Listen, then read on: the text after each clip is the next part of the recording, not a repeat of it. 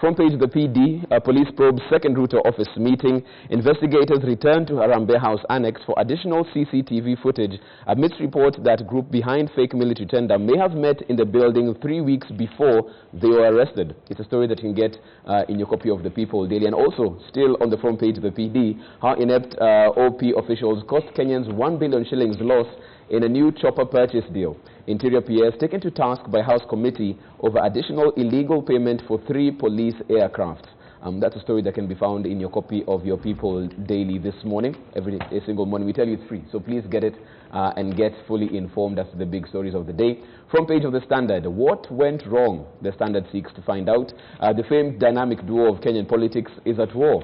Their party deeply torn between 2 factions that are more hostile towards each other than they are to any outsider.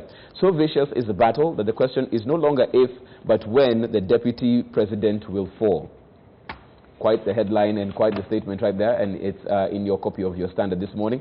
Front page of the Star, American NHS scam worked with Nyeri County. DCI officers returned to DP Ruto's office yesterday. That's a story that can be found, of course, in your copy of your Star right there. Also, states to spend millions to fly in and entertain UN diplomats as they lobby for the UN Security Council seat. That story can also be found in your copy of the Star this morning. From there, let me get to my panel as discuss the issues of the day right here. This morning, of course, joined from the PD, Managing Editor Ken Busira. Good morning. Morning. Welcome to the show. Thank you. Once again, actually one had asked even on Twitter, who is an active citizen? Well, she is here. Good morning. Oh, yes, I saw that too. I said, well, yeah. aren't many of us, aren't you an active yes, citizen? Yes. You're a citizen and you're active. True. They didn't understand that, so we'll have to clarify that right here on the show. Good also, morning. we have governance expert Ben Muller. Good morning. A very good one to you. Welcome to the show. I hope I'm not a dormant citizen. You're an active citizen. So far, you're doing good. So far, you're active. You're active. Okay, let's get to the front page story, of course, in the PD. Police probe second Ruto office meeting.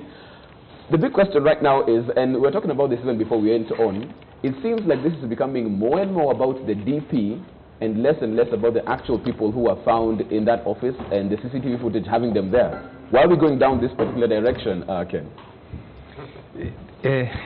Jeff, it's a very interesting country that the focus is more on the occupant of the office that is now being declared a crime, scene of crime. Right. Even if he wasn't there. Even if he wasn't there. The sanctity of that office is what people are really focusing more on and saying there's a little bit of history in what has happened in that office. You remember the other scam? But this happens in most government offices. But the fact that the political context as it is makes it even more interesting, and the position of the guy. So you have to put the mix, the sanctity of the office, and the nature of the crime that was supposed to have been committed there. So that's why a lot of these things. But having said that, the politics gets stronger. And this was betrayed in the weekend because immediately the first people to take it up were the politicians who saw an opportunity now to go for the blood of the DP. Right. You remember the chorus in the weekend, even before police moved in? That he has to come out clearly on what was going on. Some even went further and said, let him resign. Yeah, this is where you, even if there was, and this is really what really gets us down, that you have a possible investigation that can easily get mad in politics. And this has been the case. There have been cautions about people stopping to politicize any manner of investigation, and especially on corruption. And there has been a lot of crying from the DP's corner that the war on corruption is being weaponized. And this really plays into that kind of feeling. And police, the people who are investigating these things, must begin to get up, to rise above these things. And I've in the past said that some of our investigators have tended to add that fuel about politicization of the cases, because you find once they are arresting, there's a lot of drama around it. Then the substance, when it comes to the sifting of the substance before the courts, it becomes, you see those things beginning to fizzle out. And the police have a duty, and the prosecution arm. Politics must begin to get out of this thing. But it can only happen if they themselves keep their eye on the facts and stop playing politics. Right. Yeah. And it seems like probably we're a bit too late for that, Jero, because of the way things are going, it's seeming more and more political and less what really is going on right in there, because now they are questioning other people around the DP's office. And there's an interesting angle to this particular story, because on page 4 of your People Daily, the DCI has also widened the scope of investigation to establish the identity of at least 7 other suspects believed to have been involved in the scandal. And here it gets even a bit murkier, amid reports that a related meeting may have taken place in Sudan on January the 14th.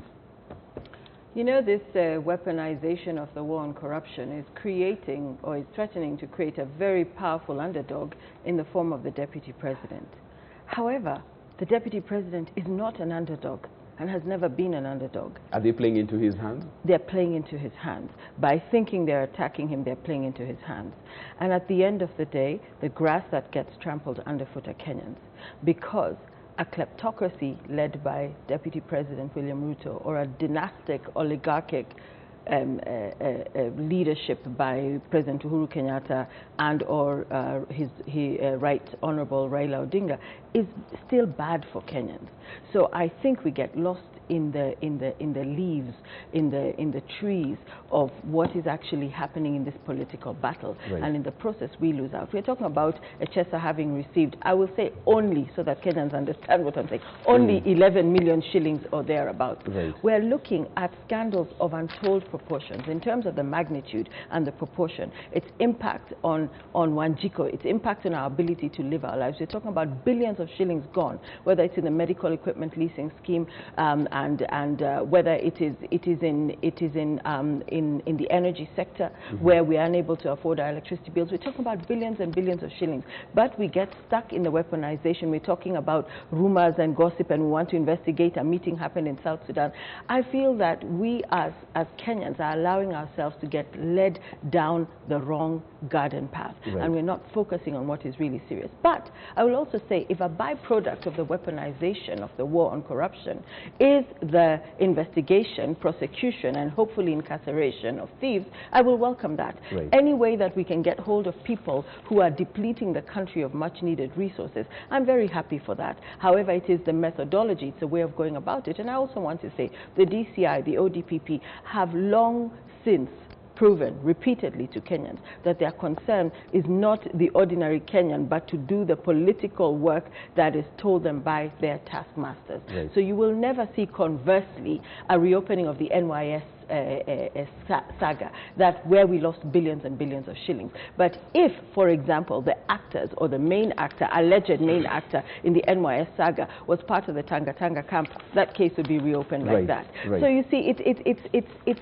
taking us for fools, and in a way we do behave like fools, because we are in a gallery, we're in the peanut gallery. We are like watching a blood sport. If you think of the ancient Roman games, we are watching gladiators battling to the death, and we are cheering and cheering, and we go back home, we can't afford our food, we can't afford school fees, we are asking for money for hospital bills, and all kinds of things. So I really feel that that this weaponization is distracting Kenyans from a much needed focus on what is important for Wanjiko. For example, why aren't the locusts the headline? Right. The locusts have still not hit. We hear that they are growing old, so they will die, so there is no, you know, so whenever you start with this Ruto issue, the Echesa Ruto dynamic, you can spiral into the real issues that are affecting Kenyans, and for some reason we are not focusing on it, and for some reason the media is also not reporting appropriately on these things. I want to come to Ben as well on this particular issue, because if you focus on the front page of the PD,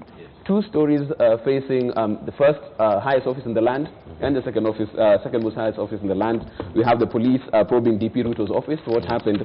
On the other side, same page, we have the office of the president losing 1 billion shillings. We haven't heard any politicians coming out to ask the president to resign or come out clean on what's going on in his office. If this had been in the DP's office, it would have been a totally different story. Absolutely. Actually, I think today we would not even be able to go to bed without because of the noise that will be emanating from that. You see, Jeff, there's something that I've consistently maintained. This idea of dramatization and the kind of drama that we have been treated to in this fallacy called the war on corruption must be called out now, because where we stand as a country, we are at a scenario or at a situation whereby lies that are perpetuated by a very small cabal of selfish individuals is presented to the country as the truth and given huge headlines and given massive prominence at the expense of the realities. There is this thing they keep talking about called the deep state. In my view, these are a few cowards who sit somewhere who really prefer to remain faceless because they have no capacity to confront Kenyans with the realities that Kenyans are grappling with. And they choose to dramatize very small issues. Like Jero Teachers correctly put it, this whole thing about HSA is probably a small con scheme gone wrong. It has happened a lot of times, believe you me. I don't want to outline specifics, but we know a lot of people who have lost money right inside State House, right inside the Harambee House, right inside the former Prime Minister's office, and many other prominent offices in this country. So to treat Kenyans to a loss, alleged loss, because as you're seeing even in the Star, these characters who are pretending to have been to have had the capacity to supply arms worth 40 billion shillings are largely hawkers, characters who are of no character. They are no different from the funny characters who came around here to pretend to be able to build dams, Aurora and Kimwarer, and who have no capacity. Right. So there is a lot of dramatization of nothingness in this country. And this, in my view, is a deliberate effort by the state to divert Kenyans from the real issues that we are facing as a country.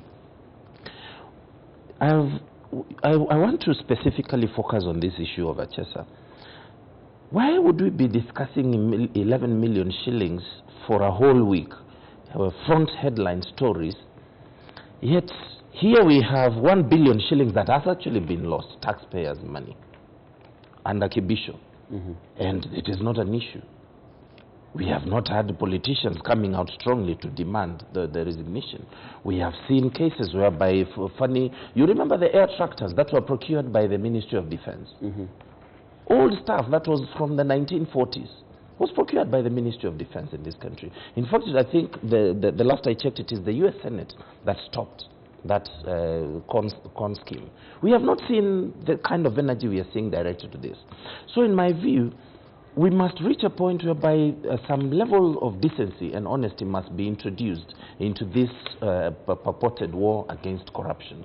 And as Jero Teachers also pointed out, if indeed the architects of, for example, NYS were very prominent in the alleged Tanga movement, you would be seeing a lot of drama going on. So what we have ended up, and this is something I have stated before, if President Uhuru Kenyatta is not careful, he is going to leave this country in a worse situation than has ever been between his father and the late President Moi. Because some of these things are designed to agitate the public about nothing and a huge ulabaloo about nothing without addressing the real issues, whereby currently we have in excess of 15 million young people who wake up every morning in this country with nothing to do apart from idling around. And you know, those are the things Kenyans want to be able to talk about. Kenyans want to understand why, since the last 7 years, we were promised that prices of unga and sukari and basics and maziwa will be coming down. Nothing of the sort has happened. And the president now has 2 more years to go. This country will still be there, many hundred years even after he's gone. So my take is some of these things really need to be managed carefully, not to incite a particular section of this country, or not to antagonize Kenyans against themselves over nothing. And eventually, when we ask ourselves, why were we so agitated, nobody can even pinpoint. Right. Yes. And, sorry. I think, Jeff, one of the things, like my colleagues have rightly pointed out, that you did mention about the 2 cases. 1 billion shillings lost completely. And yesterday, listening to the PS speaking in Parliament and addressing parliamentarians, they were very, very kind to him. Nobody was furious, but he went around to justify why they had to spend more. And yet, in terms of accounting, there's a technical committee that was asked to do this. He says these guys went and cut and paste. Where are those officials today? Right. They're still in office. And what we are saying, the moment you begin to pre-select what you want to do, we lose the focus on what we are supposed to do. Every aspect of the country today, every project, state project, looks like it's a fertile ground for manufacturing of a scandal. Right. To tell you the truth, that there are people today in office who would not want to roll out a government project for fear of starting anything, because they are not sure that once this project rolls out, once I procure the staff, will I have a life tomorrow? Mm-hmm. There is complete inertia in some sections of government because people are terrified that if I do this, I'm likely to land into problems. The questions will come. And then looking over your back, where do people think I belong? There is terror. If I am classified as this side, the next thing is guys are going to come after me. Right. And that is what we really must get out of our system. Okay. That we must focus on the issues that really matter, while saying that we can't remove, because there are many critical issues that will get lost because we are putting politics, we are clothing everything in politics. There are cases that people will commit heinous crimes because they could be politically right. Right. We have cases of governors today who are sitting pretty, knowing that they are on the right side of the divide, because nobody will touch them, because they have now taken up a new mantra. And that's what's protecting them. And that is protecting them. You had a rejoinder as well with this. You know, I just wanted to say that I believe that what is happening is Kenyans are suffering from a permanent case of whiplash. If you look at all the dailies, as we're doing the newspaper review, as I mentioned earlier, and as Ben also said, we're looking at 11 million shillings that Echesa apparently received for some snake oil that was being sold. And he received that. But if you go through the dailies, you will see there's a 15 billion shilling off-grid solar project that's about to run. If you look at the happenings of the past week, in fact, I've been engaged quite a bit on this issue on social media. You're looking at the issue of the medical equipment supply lease. That was 36 billion and went up to 63 billion shillings. And the current issue now is that one of the firms that was then receiving the HCIT, the IT contract, to now look to see how to consolidate the information flow between the counties and link to this big mess deal. Is potentially, if he wins his case or if he sues effectively because his 4.9 billion shilling contract was cancelled, we as taxpayers stand to lose over 3 billion shillings. Right. So if you look, everywhere you look, there's billions and billions and billions. Look at the money that has been spent, apparently to spray the locusts. What is happening? We are being told, don't worry, they're growing old and they will die. So everywhere, as Kenyans, we're suffering from whiplash. And then if you dare comment, I've also spent the better part of the last couple of weeks trying to say, I'm not in Tanga, but it is the weaponization of the war on corruption that makes you look and say, stop creating an underdog. They said, you see, you're a tribal apologist. Right. You see, we can see you're in Tanga. So Kenyans have forgotten how to be for themselves. We are either wailing loudly on the side of Kieleweke or wailing loudly on the side of Tanga. And as my brother here has said, we are politicizing even basic pocketbook issues. How we put money on the table, or food on the table, the money we earn, how we send our children to school. We have politicized all of that. We're even wailing louder than the bereaved. So what needs to happen as BBI continues to push its way to this so-called inevitable referendum is we are shouting, abusing each other, fighting from both sides of the divide. The leaders, the real kingpins, the players are watching us and they're enjoying this because they know we are wasting our time. Meanwhile, next year this time we'll hear about 200 billion shillings lost here, 15 billion shillings lost there, 5 billion shillings lost there. But no, let us forget about all of that. Let us focus on 11 million shillings because right now the politics are geared in a direction to finish off the deputy president. Whether he needs to be finished off or not is a different story altogether. But if only Kenyans prioritized themselves and made the people whose salaries we pay month in, month out, who are sitting laughing, cracking jokes, not doing their jobs, if we forced them, if we implemented the recall clause and made people do the work that they're supposed to do, maybe for once, this country would favor Wanjiko. But right now, it's not about Wanjiko. Let me bring in MP Daragwa, Chair of the CIOC, Honorable Jeremiah Kioni. Good morning. Good morning. morning, Moses. Welcome to the show. I'm happy to be here. Thank you very much. We are focusing on the front page. Walking in late. The important thing is that you're here. Yeah. Before we go into the first break, I wanted to get your view on this because it's what we've been discussing on the front page of the People Daily. Two stories concerning the highest office in the land, second most highest office in the land.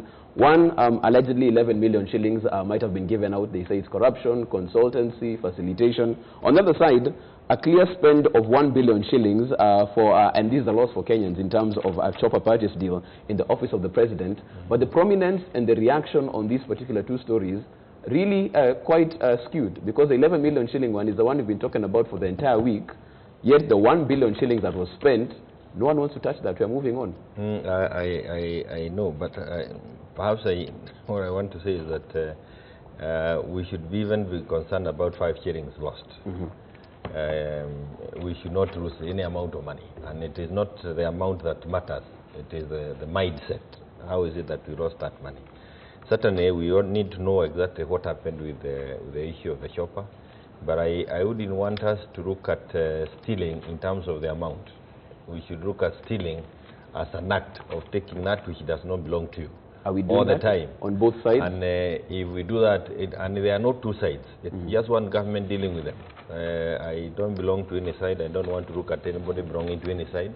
So you don't either belong to the people doing things right, or belong to the people stealing.